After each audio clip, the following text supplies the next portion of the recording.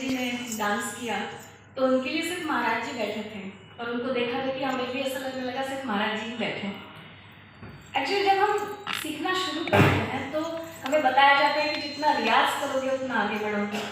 फिर हम धीरे धीरे रियाज करते हैं, देखते हैं, फिर हमें पता चलता है सीनियर डांसर्स हैं, कुछ उनसे भी सीनियर हैं, और फिर एक दिन पता चलता है कि चोटी पर एक ही जगह है और वहाँ महाराज जी हैं। फिर मैं कई बार सोचने लगी कि क्या होता होगा, लेजेंड्स कुछ ही क्यों होते हैं, बहुत अच्छे कलाकार होते हैं पर लेजेंड्स कुछ ही लोग क्यों होते हैं।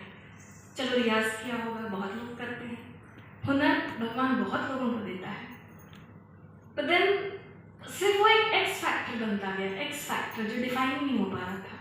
हुनर है, रियाज है, ऐसा क्या है जो सिर्फ वही लेजेंड है। फिर दीदी ने कुछ बातें बताई, कुछ लोग कलाश्रम में थे, फिर बाहर गए, फिर आए, और फिर उन्होंने महाराज जी से कुछ चीज़ें मांगी कि कुछ चीज़ें सिखाई।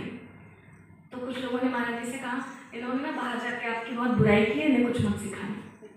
तो महाराज जी ने कहा, अच्छा की होगी, पर तब मेरे बदन पे तो कुछ छाले नहीं पड़े, मुझे कोई तकलीफ नहीं हुई।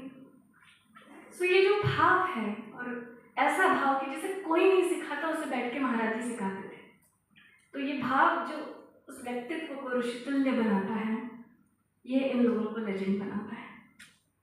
और इन्हीं को सेलिब्रेट करने मैं ऐसे कलाकार को मंच पर आमंत्रित करती हूँ जिसे उन्होंने कथक का अगला सिपाही कहा था। जोरदार तालियों से स्वागत कीजिए मयूर वैद्य।